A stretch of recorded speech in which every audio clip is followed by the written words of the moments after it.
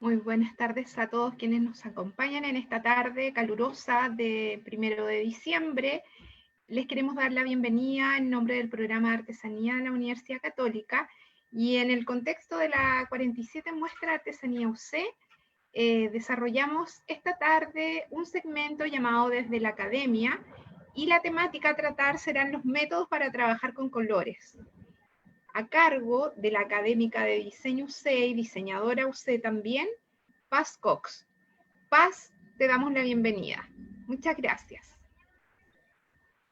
Buenas tardes a todos, yo soy la principal, contenta de estar acá, de haber recibido esta invitación del programa Artesanía, de la Elena Alfaro, su equipo, la Paulina, así que les agradezco a todos porque para mí es una oportunidad de hablar de estos temas que son mi pasión.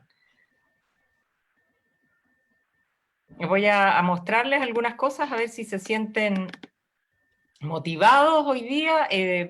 Según lo que me explicó Paulina, ustedes van a poder hacer preguntas de cosas que vayan quedando en la duda, pero mi primer gran desafío cuando recibí esta invitación fue, ¿pero cómo? Voy a tratar de hablar o tratar de transmitir algo de lo que yo sé a personas que trabajan magníficamente el color, de las cuales yo disfruto su obra permanentemente, pero no voy a ir por ese lado, voy a ir por darles quizás alguna mirada sobre los fenómenos que se producen con el color y cómo estar consciente de eso y trabajarlo para trabajar de alguna manera un poco más concretamente o poder finalmente tener alguna metodología. Entonces la gran pregunta que nos vamos a hacer es, ¿en realidad un método sirve para trabajar con colores? Pero vamos a partir desde el comienzo y vamos a ir viendo que nosotros vivimos en un mundo natural muy colorido. Probablemente para muchos de ustedes esta es una fuente de inspiración. Ustedes viven en un contexto que les está regalando permanentemente colores de forma natural. Pero, además, nosotros le aportamos color a este mundo y nosotros queremos modificarlo y el hombre desde su inicio en este mundo ha estado interesado en poner su impronta, agregarle a este contexto natural su propia manera de ver el color, o su propia manera de identificarse con ciertos colores, o de diferenciarse de otros a través del uso que hace del color. Eso se lleva al máximo, incluso lo vemos en todas nuestras casas, en nuestras ciudades, en los vestuarios, en infinidad de objetos que nos rodean, incluso nosotros mismos. Nosotros ponemos mucho color en nosotros mismos. Y por supuesto, ahora ya focalizando en lo que nos convoca hoy día, en todas las obras que salen de las manos de los artesanos. A veces es, como vemos aquí, el color natural de los materiales, tal cual, que también involucra todo un trabajo de lograr las tonalidades que se quiere, de trabajarlo de la manera que esplenda, por ejemplo, la textura, que se vea la forma. Por ejemplo, en este caso se trataría de piedras, maderas, metales, todos trabajados en sus colores naturales. Pero también aquí, por ejemplo, ya estamos viendo que influye el brillo, la manera en que la luz da sobre este objeto va creando toda una manera de expresarse del color distinta. También las fibras, ¿cierto? En sus colores naturales, que vemos que tienen toda una riqueza que aportarnos, pero también cuando nosotros expresamente le damos color a algunos materiales y los combinamos de manera creativa, haciendo obras tan espectaculares y maravillosas como estas, ¿cierto? En las cuales todo el material, no solo el material del fondo, sino que todo lo que hemos incorporado ha sido tratado y teñido previamente, buscado y implementado para ser puesto. Pero también esto opera en todo orden de cosas. Vamos a ver, por ejemplo, cuando uno aplica uno o pocos colores, pero aquí vemos que también hay toda una materialidad que lo contiene, que expresa, ¿cierto? Vemos que las tonalidades se expresan cuando hay brillo, cuando no hay brillo, cuando hay mucho color, cuando hay, en este caso, por ejemplo, cuando hay muchísimo color y se va combinando entre sí, y cada color nos va hablando de cosas distintas. O también como suele suceder cuando se mezclan materiales en su estado natural con algunos acentos de ese mismo material teñido, por ejemplo, que son como varias posturas, ¿se fijan? O sea, cuando hay poco color, mucho color, mezclas de colores. Entonces, sintetizando, cuando ustedes trabajan, ya sean los artesanos, artesanas, artistas, diseñadores, se ven siempre enfrentados a elegir materiales, ¿cierto? Elegir colores, combinaciones, sin que exista ni receta para hacerlo, ni una manera única para hacerlo. Generalmente uno lo hace basado en su intuición creativa, o sigue un patrón cultural heredado, algo que aprendí porque vi hacerlo a mis abuelos, porque así se hace en mi pueblo, porque he visto otras personas que me han enseñado, o simplemente cuando hay como una actitud libre, creativa de experimentar con el color. Son como modalidades para trabajar con él. Entonces, después de hacer este panorama completo, volvemos a la pregunta inicial que yo les hacía es, ¿sirve tener algún método o sistema para trabajar con los colores? ¿Esto podría, de alguna manera, uno piensa, atentar contra esta cosa creativa que tiene uno, que va haciendo? ¿Sirve? Mira, vamos a contestar esta pregunta aclarando algunas cosas que pasan con el color y después al final, ahí vamos a aguantar un poco el suspenso, vamos a ver si realmente es bueno tener algún sistema. Entonces vamos a pensar, lo primero que tenemos que pensar es en algunas características que tienen los colores que hay que considerar cuando trabajamos con ellos, que son importantes, que tienen que ver con muchas cosas. La primera y muy sencilla, la vamos a explicar de manera muy sencilla, y aunque parezca súper obvio, para que nosotros veamos los colores, se necesitan siempre que haya 3 participantes. El primer participante, por supuesto, es la luz. Cuando no hay luz, los objetos están igual, o sea, las cosas están, pero nosotros no las vemos. Entonces, este es uno de los participantes, la luz. El otro es, el siguiente es un objeto, en este caso hicimos un ejemplo de un textil, pero cualquier cosa que se comporta frente a la luz de alguna manera, por los pigmentos que tenga, por la superficie que tenga, entonces es el otro ingrediente que necesitamos para lograr crear esta sensación. Y la tercera es una persona, que la única característica especial que le podríamos poner es que tenga un sistema visual que le permita ver el color cuando es iluminado por la luz. Entonces, partiendo de esto que es súper básico, que nos permite solo pensar, y ¿por qué se los trato de que lo entiendan así por separado? Porque cualquiera de estos 3 nos va a dar algunos problemas cuando trabajamos con el color. Por ejemplo, el primero, ¿ya?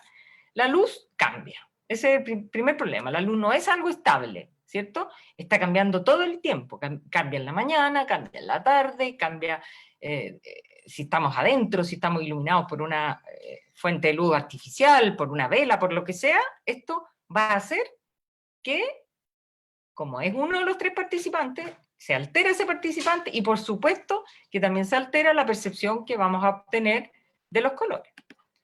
Entonces, esta luz, como cambia, también depende de la estación del año, del punto del planeta en que nos encontremos, ¿cierto? Y como decíamos, depende de la mayoría de las veces, esto no es tan fácil de analizar porque, claro, a no ser que nosotros estemos en un espacio natural, porque ahí podemos medir quizás la luz y saber que a la luz del mediodía pasa eso, pero muchas veces nosotros estamos, por ejemplo, como puse ahí, trabajando al interior, y la luz entra por la ventana, pero además tenemos una luz artificial que nos está iluminando alguna de las piezas que estamos trabajando, entonces ya es una combinación de 2 fuentes de luz, entonces no podemos pensar que es una, son 2 ya, o incluso puede haber una tercera luz, entonces esto hace que este factor de la luz cueste un poco manejarlo.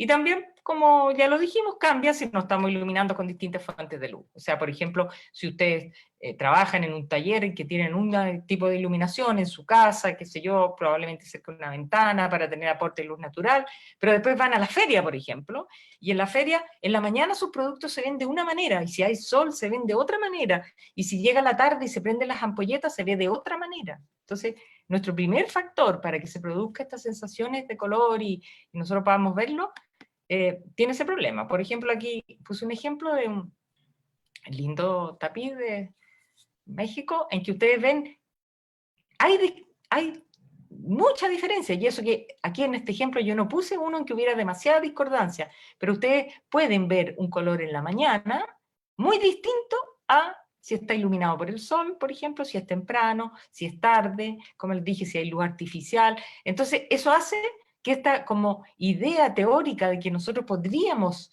creer que el color es permanente o constante, no hay tal, no es así. El color va a variar de acuerdo a la iluminación que vaya recibiendo. Bueno, entonces ya vimos que tenemos un pequeño problema, ¿cierto? La luz va a cambiar. Pero ¿qué nos va a pasar con los objetos? Los objetos también cambian, se comportan frente a la luz de manera distinta. Depende del material con que estén coloreados, por ejemplo, también depende de la textura, de la calidad de la superficie, de la manera en que la luz da sobre una superficie, va a cambiar. Algunas veces esa luz es absorbida y se refleja poco. Otra, cuando se trata de colores claros, por ejemplo, refleja mucha. O sea, los objetos también se comportan frente a la luz.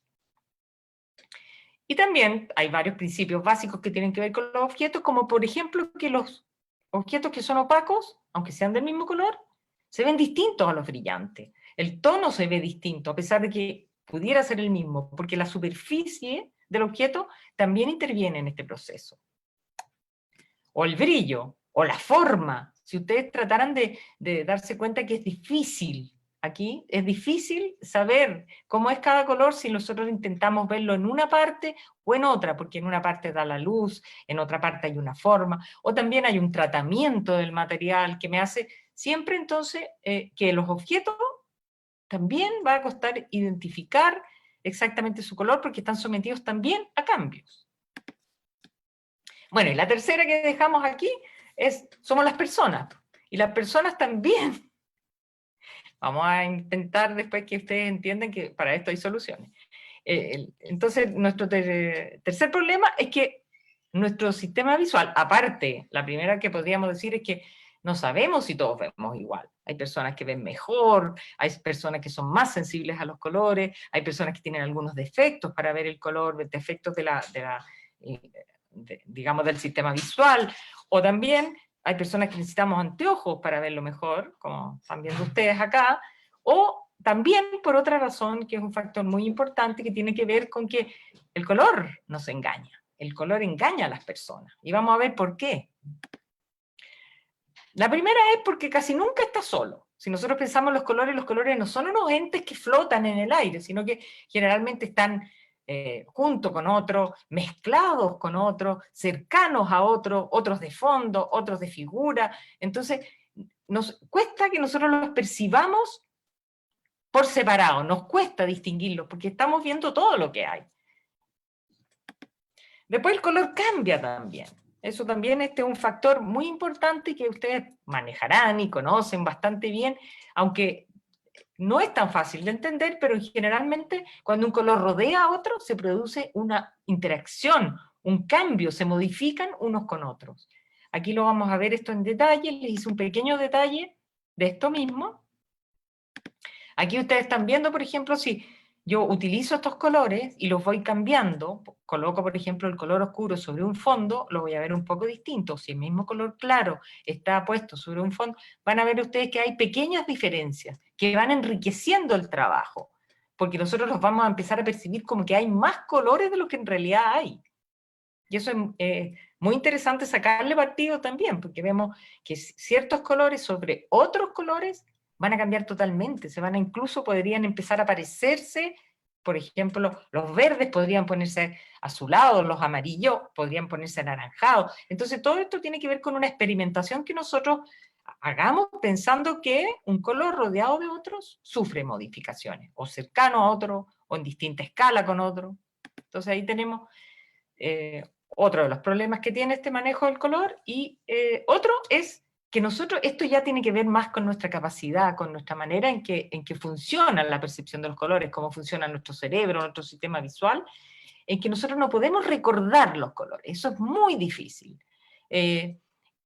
Nosotros si lo comparamos, por ejemplo, con la habilidad que tenemos para recordar una melodía, nosotros podemos sentir una música que nos gusta y podemos volver a recordarla e imaginarnos cosas, o por ejemplo, un olor que tenga que ver con algo que a uno lo emocione, uno lo vuelve a sentir fácilmente. En cambio el color, aunque yo les dijera a ustedes ahora, piensen todos en un rojo, yo les aseguro que si después yo les hiciera hacer una prueba, mostrarme qué rojo, ustedes van a pensar todos en un rojo distinto. Entonces, porque no tenemos esa capacidad de recordarlo si no lo vemos, ¿ya? Eso también es un factor importante porque uno ahí se equivoca, porque dice, no, si es este color, pero finalmente, cuando lo llevamos a la práctica nos damos cuenta que no era el que recordamos. O sea, nosotros no podemos, por ejemplo, mandar a alguien a comprarnos el color describiéndoselo, porque probablemente va a tener en su cabeza otro concepto de ese color, otra idea de ese color, otra imagen visual de ese color.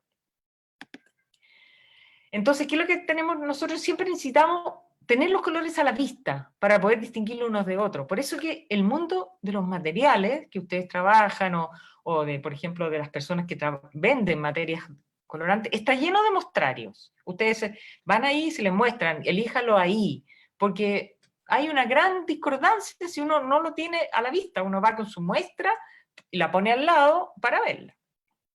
Entonces eso también es otro factor a considerar. Otro factor que es muy importante también es que el color también nos engaña porque cuando está en pequeñas cantidades, mezclado en pequeñas cantidades, nosotros no podemos distinguirlo. Yo aquí hice un zoom a una pieza textil, entonces ustedes pueden distinguir los colores. Esto también opera en lo digital. Si ustedes hicieran un zoom en su pantalla del computador, verían que ustedes no son capaces de distinguir los puntitos de luz que hicieron la imagen. Entonces, esto que podría considerarse como una especie de defecto es una maravilla, ¿ya? Porque no podemos verlos por separado, pero sí podemos, si están en pequeños puntos, pequeñas líneas o formas muy pequeñas, pero vamos a ver cosas fantásticas, como por ejemplo que empezamos a ver otros colores que se logran mezclándolos. ¿Se fijan? Aquí empezamos a ver otro color que ya no es el color de cada una de las partes, como ustedes lo están viendo ahí, sino que esto que funciona muy bien en lo textil, pero funciona también en muchas otras expresiones, esta dificultad de verlo cuando está mezclado en pequeños dimensiones del color, nos ayuda mucho después. Por ejemplo, ahí ya lo hice con no tanto color para que lo vean en detalle. Si nosotros estamos analizando esta preciosa pieza textil, vamos a ver que había dos colores de origen, ¿cierto? Y que a cierta distancia, como lo ven ustedes, aparece un tercer color, que no es nada más que la mezcla de los otros dos, pero, como dijimos, nuestra capacidad entonces nos hace que de lejos vamos a ver como que hay un tercer color, que no está, pero esto es una maravilla irlo manejando, combinando, porque vamos, como ustedes, las personas que están oyendo esta charla y que trabajan en temas que les ha tocado esto lo conocen, pero más que de memoria. Yo esto lo estoy pensando en hacer ver ahora a personas que no han tenido que lidiar con este tema de producir más colores. Y por último, y no menos importante, tenemos pocas palabras para hablar de color. Podemos distinguir muchos. Yo puedo distinguir qué es distinto a ese, qué se tiene. Pero cuando llega el momento de nombrarlos, nos vamos a encontrar, y esto no solo lo digo yo, sino que muchos autores, hay una discusión ahora si esto podría aventar, hablan que no hay más de 7 colores en muchos idiomas para que signifiquen solo colores, ¿ya? Tenemos pocas palabras. Aquí yo puse las más básicas, las que en todas las culturas se conocen con distintos nombres, por favor, pensando en que son distintos idiomas, pero conceptos de blanco, negro, rojo, amarillo, verde, azul y gris, más o menos hay en todos los idiomas. Pero ¿qué pasa? Nosotros, si nos enfrentamos a un gran surtido de colores, empezamos a tener problemas, porque empezamos a decir, bueno, ¿y este cómo podría llamarse? ¿Se podría llamar, como puse ahí, plata o gris claro? Aquí yo puse los mismos nombres para que ustedes los vean. ¿Y este qué podría ser? ¿Se podría llamar café? ¿Se podría llamar marrón? Digan que nos vamos a enfrentar permanentemente a este problema. Las palabras nos quedan cortas, las palabras no son suficientes, no nos sirven para definir los colores. Nosotros no podemos, entramos ahí en un terreno como medio incierto. Entonces, ¿qué hacemos? Pues recurrimos a cosas que se parecen, que tienen el mismo color, por ejemplo, la naranja, la violeta, la rosa, el café, son palabras que nos ayudan a hacer una metáfora con respecto. Esto se parece a, este color es como una naranja, es como este otro. Pero también eso es inexacto, porque no podríamos decir, bueno, ¿cuál es exactamente?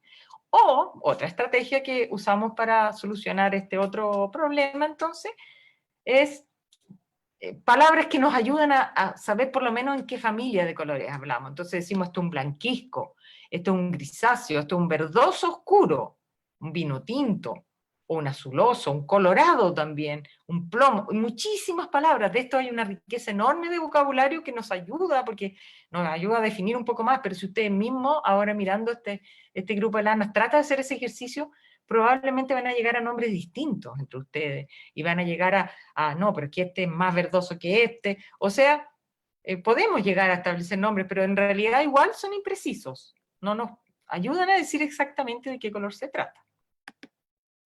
Entonces, vamos a hacer un resumen de cómo vamos hasta ahora. Entonces, si como vimos, un color cambia porque la luz cambia constantemente, cambia si se trata de una superficie brillante u opaca, cambia por efecto de los colores que lo rodean, ¿cierto? Se produce esta interacción. Entonces, también vamos a decir que es muy difícil de memorizar si no lo estamos viendo. Es difícil de ver si se mezclan pequeñas cantidades. Ya le mostré algunos ejemplos. Es difícil de describir con palabras porque hay pocas palabras, ¿ya? Y además, esas pocas palabras tampoco podemos decir que son compartidas. Probablemente entre blanco y negro sí, pero otros colores dirán, es rojo, pero ¿qué es rojo? ¿Ya?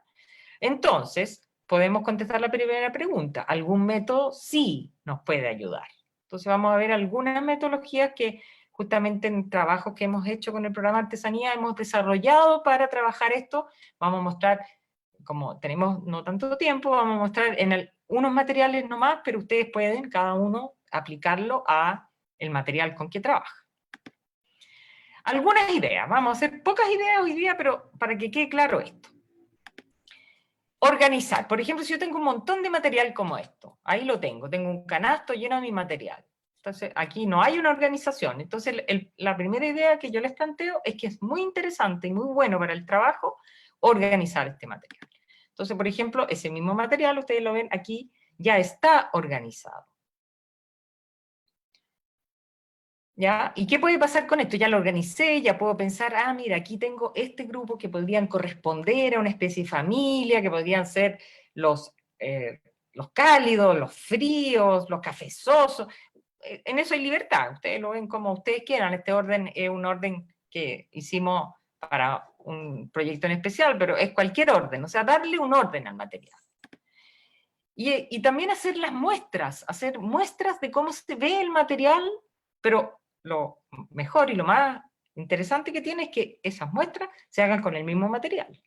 Se pueden hacer no solo aquí, que se trata de un material textil, que no cuesta tanto hacer una tablilla y enrollarlo, pero también ustedes pueden hacerlo si trabajan con piedras, con fibras, de manera que queden muestras de los colores que pueden lograr, de los colores que pueden trabajar, cómo son esos colores, cuántos puedo hacer, cómo puedo verlo después. Entonces, la recomendación generalmente es trabajar con los mismos materiales que ustedes van a usar para hacer estas muestras.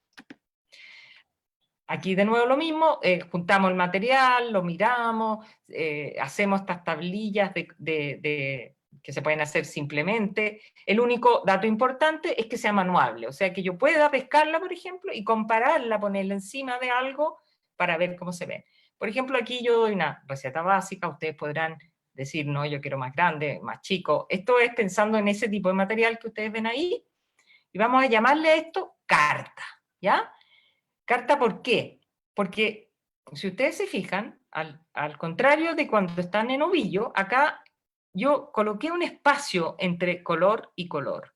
Justamente por lo que hablamos antes, para que no se produzcan interacciones y yo pueda observar cada color por sí solo. Entonces aquí yo puse que esto se llama carta, más o menos les recomiendo que sea, por ejemplo, en el caso de los textiles, un cartón de 5 centímetros está perfecto, puede ser más grande. Hay mucha libertad, yo le estoy dando ejemplos que yo he visto que funcionan. Pero tiene una pequeña separación, justamente para que cada color yo lo pueda percibir por separado. Esto se llama, como les dije, carta, y vamos a ver por qué, porque hay una pequeña diferencia con otra modalidad que también se puede implementar y que incluso se puede implementar en simultáneo, que sirve para otras cosas. Entonces vamos a hacer como el mismo ejercicio que vimos antes, que yo le pongo números, por ejemplo, le pongo letras, le pongo nombres, voy dándole, entonces no solo lo tengo organizado, sino que ya tiene un orden, tiene un número, tiene un nombre. No importa que ese nombre solo lo conozca yo o lo comparta yo, por ejemplo, con un grupo de personas que trabajan conmigo. No es un nombre que tiene por fin de escribir, porque ya vimos que las palabras no nos están ayudando en este aspecto, pero sí nos permite tener algo concreto para mostrar. Esto es lo que nosotros llamamos verde esmeralda, aquí lo tienes para que lo veas, ¿ya? Entonces tenemos como un lenguaje más definido para hablar. Y aquí está la otra, que nosotros consideramos muy valioso también utilizar en simultáneo, que es simplemente cuando las muestras están puestas contiguas, topando una con la otra, sin separación, como puse acá. ¿Por qué sirve esto? Porque esto nos muestra cómo opera en realidad el color en la realidad. En la realidad los colores no están separados como los pusimos en la carta. En la paleta están juntos como están en la realidad, y además porque nos permiten ver los efectos que se producen, y vamos a ver también una variante de paleta que nos permite incluso adelantar situaciones que se producen con el color. Les voy a mostrar ejemplos, así que eso va a quedar claro. Aquí vemos qué hicimos con los otros, por ejemplo, aquí hicimos entonces una carta y le pusimos nombre. Ahí está su paleta, ¿cierto? Lo mismo juntos, porque ustedes ven que se produce una pequeña diferencia. Ahí entonces está la carta de esto con sus nombres. Se fijan ustedes que los nombres aquí, en este caso, los eligió un grupo de personas que los usaba de material y ellas conocían y le llamaban con ese nombre. Yo solo los reproduje. Ahí tenemos la paleta, se fija que aquí empezamos a notar, entonces, cosas interesantes, como que estos dos colores son muy parecidos y que se produce aquí como una línea. Entonces, por eso que la paleta también sirve, porque imita mejor la realidad incluso que la carta. Aquí vemos el último, en que ya pusimos nombres, discutibles o no discutibles, yo no creo en ese, o puede ser este otro, pero sí podremos dejarlo registrado. Y con la muestra, entonces, está como la evidencia a la vista. Y otra cosa interesante que nos permite, después, por comparación, transmitirlos a un lenguaje, por ejemplo, digital. Yo puedo convertir esto a estas mismas muestras, midiéndolas, por supuesto, ahí ya debe mediar algún instrumento para medir, puedo decir de qué están compuestos para ser trabajados en digital, que eso sirve mucho para los registros, o sirve cuando parte del proceso, por ejemplo, se trabaja en el computador. Entonces se hace una transferencia de estos códigos, nombres, números, en que yo puedo decir que ese nombre, que ese color que se llamaba Burdeos, a su vez en digital tiene esa composición. Entonces aquí vamos a ver algunas aplicaciones en que ustedes ven, por ejemplo, si yo estoy haciendo un trabajo, yo ya tengo idea de cuánto material voy a necesitar para hacer ese tipo de obras, porque voy dejando como una ficha en que está puesto cómo van a operar los colores, cuáles son esos colores. Por supuesto que también, si ustedes se fijan aquí, estos están unidos, entonces ahí también se podría intentar hacer una paleta, pero es para no mostrarles tantos ejemplos, para que queden claros algunos en los que opera esto. O por ejemplo, si se trata de por ejemplo, que es una obra básica de un tejido, en que uno dice, ya voy a utilizar esos 4 colores que están ahí, pero también esos colores voy a poder mezclarlos entre ellos, entonces me voy a adelantar al resultado, y voy a ver que, por ejemplo, haciendo yo misma las pruebas, voy viendo qué pasa si yo mezclo ese con ese, entonces logro ese efecto que está ahí, ¿cierto? Mezclo estos dos, me adelanto porque los he visto cómo funcionan en la paleta, después mezclo estos dos, ¿cierto? Porque me interesa ver qué va a pasar con esos dos, y voy a lograr eso. Entonces, yo puedo también, con las paletas, adelantar trabajo, ver cómo funcionaría, en este caso, las hileras de un tejido, o las tramas de un urdimbre. Entonces, tiene mucha utilidad práctica también, porque podemos adelantarnos, cómo nos va a quedar, no tenemos que estar tejiendo y destejiendo, colocando la trama y sacándola, porque podemos adelantarnos haciendo pruebas.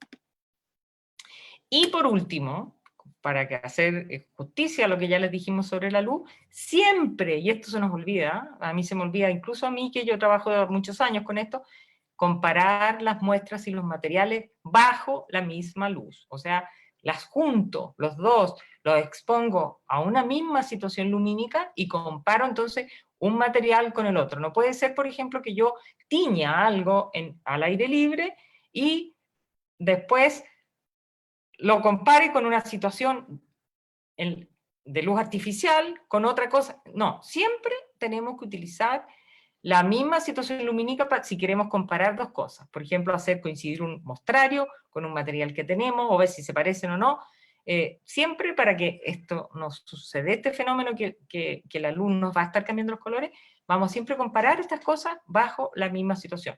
Puede ser la situación ideal para la cual están creados nuestro sistema visual y todo, es la luz solar, por supuesto, pero no al sol. O sea, luz solar que entra por la ventana o luz solar que da en un lugar que no está a las 12 del día. Esa es una muy buena situación lumínica donde se produce el mínimo de distorsiones. Pero en cambio, si ustedes trabajan, por ejemplo, siempre bajo luz artificial y sobre todo de cierta luz artificial que va a darle color a las muestras, eso va a producir un cambio cuando salgamos al aire libre. Entonces, por eso siempre, recuerden, esto es una cosa muy básica, pero que les va a ayudar mucho, siempre bajo la misma luz se hacen las comparaciones. Y por último, este es el último consejo así básico que les doy, proteger las cartas. Son un material valioso que ustedes van a guardar, que les va a servir para trabajar, les va a servir para dejarlo como un legado. Estos son los colores que yo logro. Y entonces guardarlos, porque estas muestras van a sufrir con el roce, porque la idea es manipularla, es que podamos ponerla al lado de otro material, podamos ponerla al lado de otro color, podamos compararla con un material que tiene otra persona. Entonces, siempre mantenerlas cuidadas para que no tengan demasiada pérdida de color por suciedad, por roce, por asoleamiento. Entonces, un mínimo de cuidado, guardarlas protegidas, nos van a mantener este material como un valioso tesoro para el trabajo que hacemos todos los días. Entonces, conclusiones. Generales de esto, como les dije, yo creo que ustedes me pueden enseñar mucho más a mí que yo a ustedes, pero siempre ahora quise darles un mensaje como que esta pequeña sistematización del trabajo, tener algún sistema, nos va a ayudar mucho. Entonces, como dijimos, utilizar métodos, hacer cartas, paletas, con los materiales que usamos en nuestras obras puede ser un aporte, ¿cierto? Puede ser un aporte al proceso. Ya que como vimos, los nombres o números que les damos a los distintos colores no son suficientes para describir de qué se trata un color, ¿cierto? Aunque digamos el nombre, pero la otra persona no sabe de qué color estoy hablando porque no sabe memorizarlo visualmente. Entonces, hacer cartas y paletas de nuevo nos permite tener a la vista y comparar el material de que disponemos para hacer combinaciones y mezclas. También nos permite experimentar para hacer, ¿qué pasa si yo logro si yo mezclo este color con otro? Entonces, las cartas y las paletas también son una parte previa que me permite experimentar antes de, por ejemplo, poner manos a la obra y de darme cuenta que me equivoqué, que ese color no funciona bien, que este color desaparece frente al otro. Entiendo que todos estos efectos yo a lo mejor me puedo adelantar experimentando antes.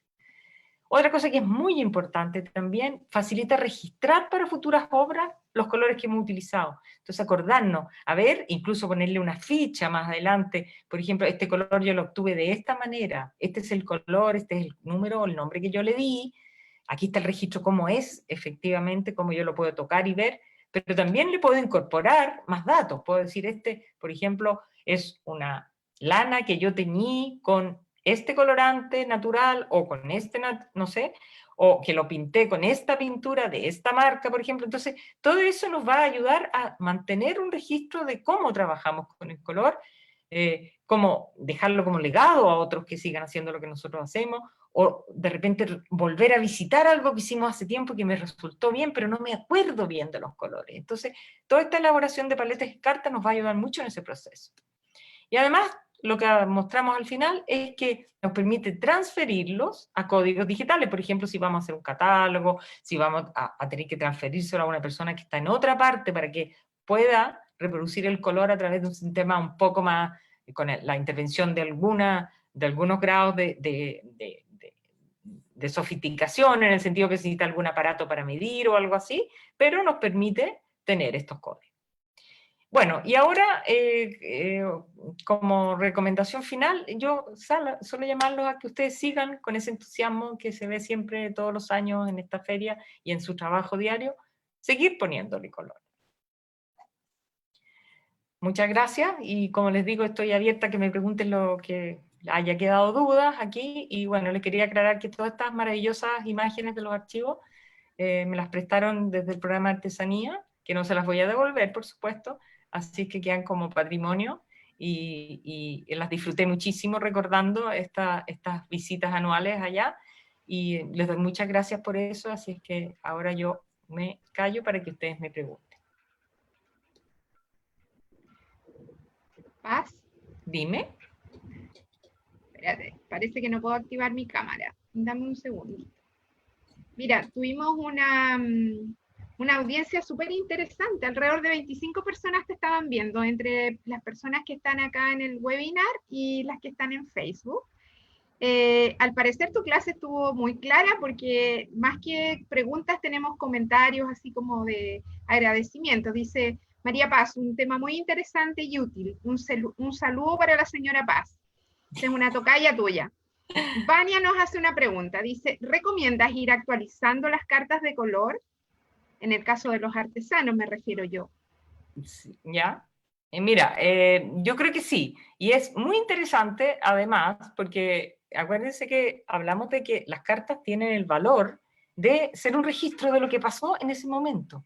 Entonces, si sufren deterioro, por ejemplo, porque algo se destiñó, porque el tiempo, porque el, no sé, el uso, es muy interesante pensar, estos colores yo trabajé en tal época, entonces, parte yo no les quise dar tanto dato que a lo mejor se iban a agobiar y me van a decir, no, qué espanto, empezar a hacer estas cartas, nos vamos a llenar. No, ustedes, por supuesto, ponen el nombre, ponen la fecha en que hicieron esto. Mientras más datos les agreguen a estos sistemas o métodos de cartas y paletas, mucho más fácil les va a salir después intentar reproducirlo, o por último hacer una mirada hacia atrás, antes hacía esto, ahora hago esto otro, o por ejemplo conversar con alguien. Muchas veces ustedes les proponen que fabriquen algo y ustedes pueden decir, miren, antes hacía esto, estas son las propuestas de colores que yo usaba. Entonces yo les recomiendo, cada vez que ustedes descubren que están haciendo algo nuevo, hacer una carta nueva, hacer una paleta nueva. Mira, María Antonieta nos dice, saludos, Paz, un tremendo aporte. Andrés nos dice, será, perdona, recomendable hacer cartas para exponer a los, perdona, que no puedo ver acá porque se están subiendo nuevos comentarios. Dame un segundo, ya lo voy a ir viendo. Mientras te voy a leer los del chat del webinar, ¿ya? Mientras logro abrir los otros. Dice Tita Monita, qué maravilla, la música como los colores tiene 7 nombres en su escala. Mil gracias, Paz, a seguir poniéndole color. Seguir viendo los de Facebook, porque aquí tenemos más cosas. Andrea Rubinar dice, genial, gracias. ¿Será recomendable? Perdona, es que sabes que me cuesta mucho poner esto. Hacer... Ya, pero... ¿Será recomendable? Que no te oí, Paulina. Ya, ahora sí. ¿Será recomendable hacer cartas para exponer a los elementos, sol, etcétera, comparar con las originales? Yo creo que tiene que ver con lo del deterioro por la luz, ¿no? Sí. Sí. Yo creo que, como les decía, la última recomendación, espero que hayan visto, es muy importante que ustedes, esas cartas, que es un material invaluable, estén guardadas protegidas. Entonces, porque uno sabe, pues la humedad, las polillas, no sé, de acuerdo al material que se trate, pero también el deterioro que produce la luz, el roce. Entonces, yo creo que es muy interesante planificar, tener unas carpetas en que ese material se mantenga protegido y vayan haciendo como un archivo de este material, ¿cierto? Porque ahí van a poder tener como el registro exacto. Entonces, y como les decía, por favor, no piensen, aquí no podíamos exhibir en todos los materiales en que uno puede trabajar con estos sistemas, pero son todos. O sea, yo puedo, material, por ejemplo, metales, que yo puedo darle distintos tonos con distintos productos químicos, terminaciones para la madera, piedra, o sea, todos los materiales del trabajo artesanal pueden hacerse con pequeñas muestras y ustedes verán el ingenio para colocarla, ¿cierto? En algunos casos tendrán que pegarla, en otros casos tendrán que clavarla, no sé. Ustedes verán ahí porque es parte, porque en el fondo es su patrimonio de colores. Entonces, Y cuando uno tiene algo que es patrimonio, que le parece que tiene un valor, guardarlo protegido de la humedad, en una caja, siempre encontrarán una caja de cartón que se usó para otra cosa, en que caben bien mis muestras, eso es mi tesoro. Exactamente. Perdón, es que Perdona. se me olvidó que pasaste por ahí. Tita Munita es una amiga mía, es una gran artista, una persona creativa, pero 100%, así que me encanta que haya estado hoy día aquí. Ella no trabaja exactamente estos temas, pero es creativa por todos los lados que no la mire, así que un beso para ella. Mira, María Cristina Montero también te dice, muchas gracias le gustó tu clase, por algo lo expresó acá. Mira, yo, por la experiencia que nosotros hemos tenido trabajando juntas, Paz, hemos trabajado mucho con la artesanía textil, ¿no? Tanto la precolombina como la contemporánea. Yo creo que, bueno, ahí sabemos que todo esto de la organización de las cartas de color es una herramienta fundamental para poder replicar luego los colores, ¿no es cierto? Reproducir. Sí. Y para poder controlar también esto tan azaroso que tiene el teñido y que es un mundo, un conocimiento en sí, ¿no? Tal vez nos podrías contar tu experiencia de haber trabajado con las artesanas de Doñihue, en que hiciste un trabajo de color ahí, que algo nos mostraste en tu presentación. Muy interesante. Sí, sí. Mira, no, ese trabajo para mí fue fascinante. Yo aprendí mucho más que lo que pude enseñarles a ella, porque en realidad, aparte de su entusiasmo, en realidad todas tenían mucha experiencia y muchas ganas de hacer cosas. Entonces hicimos un taller en el cual ellas se llevaron el material a sus casas y el encargo era más o menos imaginarse paletas o cartas de cosas nuevas, ¿ya? Y además le tenían que poner nombres, ¿ya? Entonces fue muy interesante el material que trajeron de vuelta a la segunda sesión, porque algunas hicieron mezclas de ciertos colores, otras de otros, y le dieron nombres que se relacionaban también. Por ejemplo, había uno de otoño, otro de fiesta, de conceptos de ese tipo que ellas relacionaban con eso muy bien. Y lo otro entretenido que tuvo es que se operaron muchas cosas que ellas tenían en la cabeza de combinación, porque con mucha experiencia habían visto mucho de los textiles, entonces tenían experiencia y sabían qué colores operaban bien. Entonces, hubo mucha coincidencia, o sea, muchas hicieron un material muy parecido. Por suerte que en ese momento también hicimos lo que les recomiendo, que fue identificarlo con el nombre de la persona que lo hizo, entonces con eso pudimos darnos cuenta cuáles eran los como combinaciones que ellas compartían como legado cultural.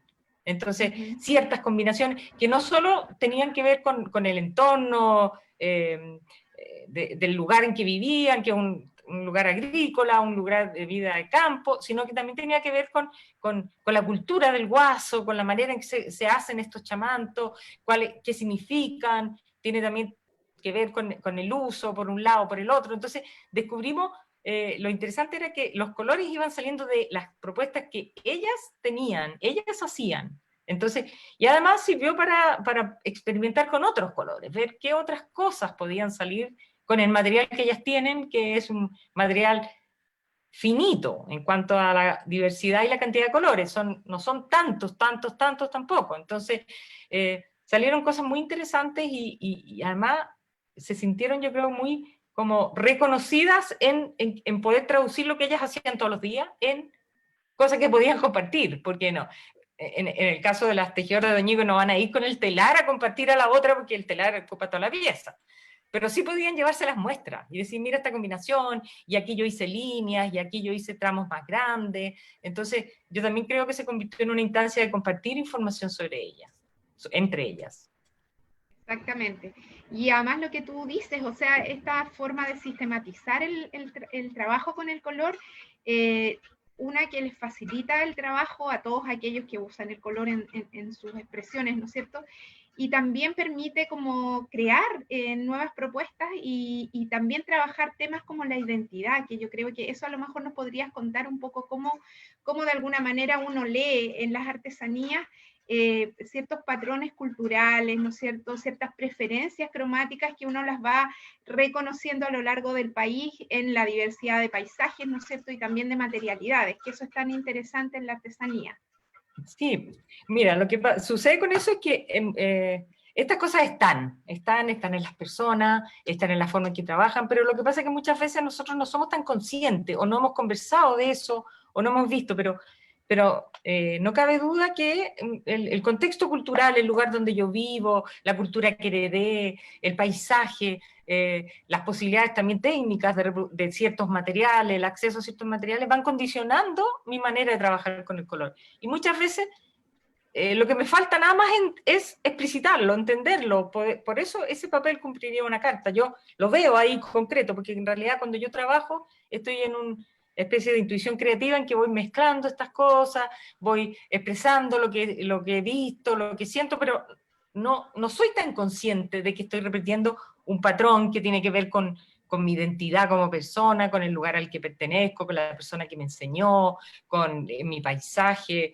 con cosas que he visto, todo eso va, sí, y ahí vamos viendo entonces esto que tú ves, que en cada lugar todo esto está influyendo. La cultura de mis antepasados, y además estas ferias, por ejemplo, la feria de artesanía, tiene ese valor tremendo, que pone en contacto a distintas personas que trabajan en distintos lugares con distintas maneras, y eso hace que diga, mira, qué interesante, esos colores también me funcionarían a mí, sí, o cómo innovar, por ejemplo, cómo agregarle un color más, por ejemplo, para lograr hacer algo un poquito distinto, o variar un poco, manteniéndome probablemente dentro de un patrón que corresponda a lo que yo soy, a lo que he aprendido, a lo que veo, por ejemplo, muchas de estas obras tienen, por ejemplo, una cosa muy notable, voy a dar solo un ejemplo, por favor, si hay personas que son de otra parte, o del sur, o del medio, o de donde sean. Por ejemplo, en el norte es notable la diferencia que hay entre el paisaje y la obra. ¿Se fijan? Es una locura de color en contraste con una sensibilidad de colores que van en el paisaje modificándose a lo largo del día, y se producen estos quiebres que tienen que ver por ejemplo, con la textilería multicolor llena de vida, que hace estos contrastes, pero eso también tiene un sentido cultural. Ahí están representadas muchas cosas que no tienen que ver con el paisaje, pero se puso un contraste brutal con el paisaje. Pues exactamente, mira, acá DecoArt, que ellos son artesanos de Guatemala, dicen, según ¿Ya? los colores Pantones, ¿cómo influye en las artesanías las épocas del año como invierno, otoño?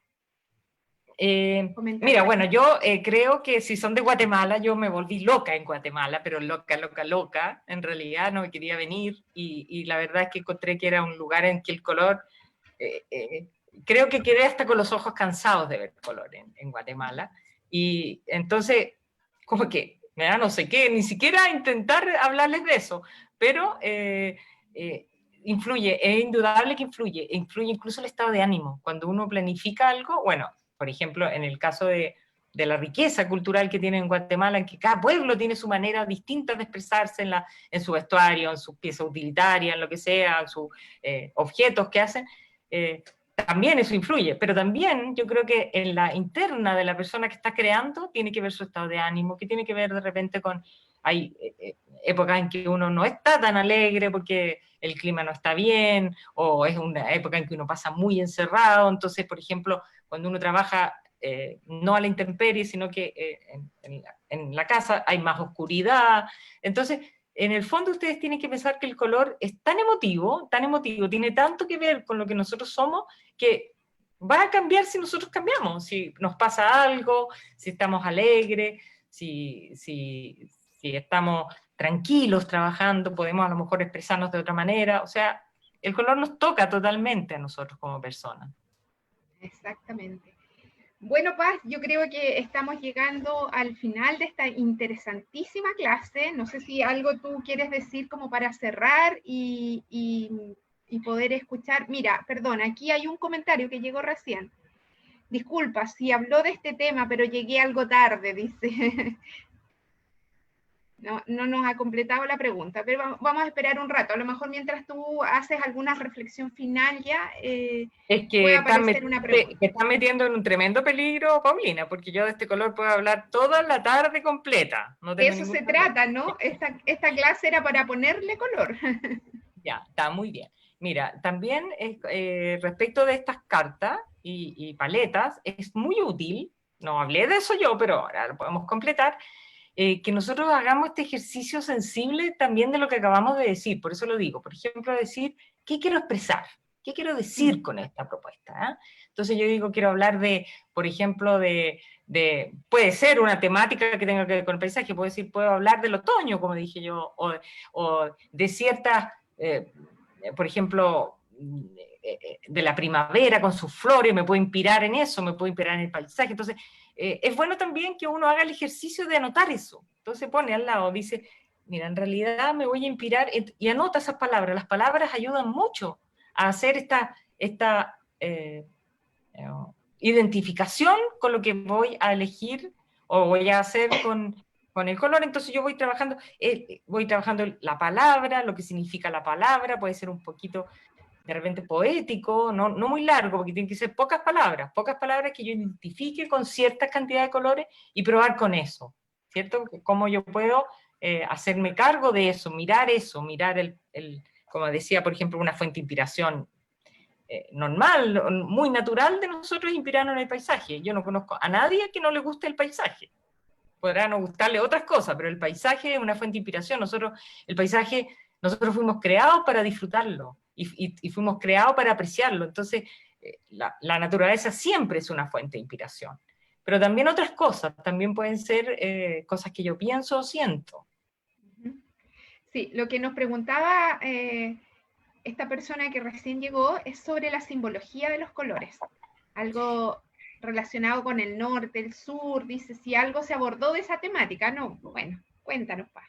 Mira, es que ese tema es un tema que tendríamos que abordar con calma, porque eso tiene que ver con el contexto del lugar, tiene que ver con la cultura compartida por un grupo de personas que de repente asigna a ciertos colores cierta identidad con algo, por ejemplo, con la luz del sol, que es muy importante, con la luz de la luna, que tiene ciertos colores para ciertas culturas que vienen a dar finalmente a sus piezas de artesanía, porque ejemplifican el ciclo de la vida, por ejemplo. Entonces aparece el color que se identifica con la luna, el que se identifica con el sol, el que se identifica con la vida, el que se identifica con la muerte también, que es un color que también, y ese tiene pequeñas variaciones, tiene variaciones de acuerdo a qué estamos hablando. Yo no estoy hablando... Estoy pensando en términos generales, no estoy pensando solo en culturas locales que pertenezcan a Chile o a América Latina o no sé, estoy pensando en el mundo, en todo el mundo esto opera así. O sea, nosotros hemos utilizado desde siempre el símbolo del color para expresarnos, para ayudar a la forma, por ejemplo, a ser entendida. Entonces, si yo hago un círculo blanco en alguna cultura tiene un sentido que ese mismo círculo blanco en otra cultura va a significar otra cosa. En una parte puede ser la muerte, en otra parte puede ser la luna, en otra parte puede ser el inicio. O sea, estos conceptos están relacionados con la cultura. Pero, por ejemplo, no se dan cosas así tan extrañas como que, por ejemplo, el rojo no esté relacionado en todas partes con la vida, con la pasión, con la muerte, pero también con la fuerza, con la violencia. O sea, cada una de estas simbologías en realidad tiene pequeñas aplicaciones en los contextos culturales. Es muy interesante ese tema, así que agradezco mucho esa pregunta. Sí, exactamente, y claro, ahí tendríamos para hablar en otra conferencia, ¿no, Paz? Sí, no, yo me estoy feliz, si me invitan, imagínense, denme cuerda nomás y ahí estoy. Sobre semiótica, ¿no es cierto? Y también entender esos significados más profundos que tienen que ver con las distintas culturas que están presentes en la artesanía chilena y latinoamericana. Bueno, Paz, con esto yo creo que ya le vamos a ir dando cierre a esta interesantísima clase. Te agradecemos muchísimo porque sabemos que las personas que lo van a seguir viendo, porque va a quedar en Facebook publicado, van a aprovechar mucho los consejos que tú diste, esta herramienta de sistematizar el uso del color y también entender de alguna manera cómo los artesanos principalmente lo hacen de manera intuitiva. Y claro, el uso que le dan al color es magistral, ¿no es cierto? Y cada uno desde su materialidad, desde su elección cromática, está aportando un lenguaje, ¿no es cierto?, que enriquece también la expresión artesanal y es parte de esta manifestación. Así que Bueno. un abrazo súper grande y te queremos agradecer. Mira, Miriam Aranguis, una ex compañera de la universidad y también alumna tuya y que trabajó contigo, dice feliz de verlas a las dos. Un abrazo. Así que Oye, un muchas abrazo gracias, también. Miriam. Oye, y bueno, pero por ahí estará creo que está mi correo, me pueden escribir, ustedes saben que estos temas a mí me fascinan, más adelante también me pueden ir a ver, yo tengo ahí un lugar exquisito en la universidad donde están todos mis tesoritos de color y mis libros y mis cosas, así que yo disponible, feliz. Y si me invitan de nuevo a que trabajemos otro tema relacionado con esto, fantástico. Muchas gracias, Paz. Muchas gracias de verdad. Y bueno, queremos seguir invitando a quienes nos están acompañando en esta tarde, porque aún nos quedan 2 actividades en el marco de la 47 Muestra de Artesanía UC, 2 actividades en línea.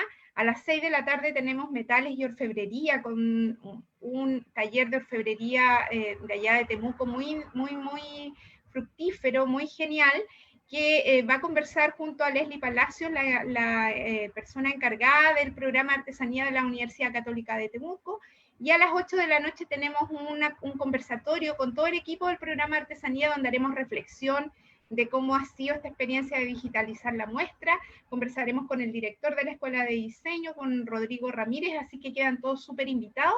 Y también muy invitados a seguir recorriendo nuestro sitio web y a escuchar los podcasts que están asociados a la página web. Tenemos una radio que se llama Radio Artesanía UC, donde van a encontrar unas narraciones de los artesanos muy interesantes y que ustedes podrán conocer el trabajo que hicieron en conjunto con alumnos de 5º año de la Escuela de Diseño, alumnos de Elena Alfaro, de su taller, que hicieron este registro increíble. Así que un abrazo y muchas gracias a todos.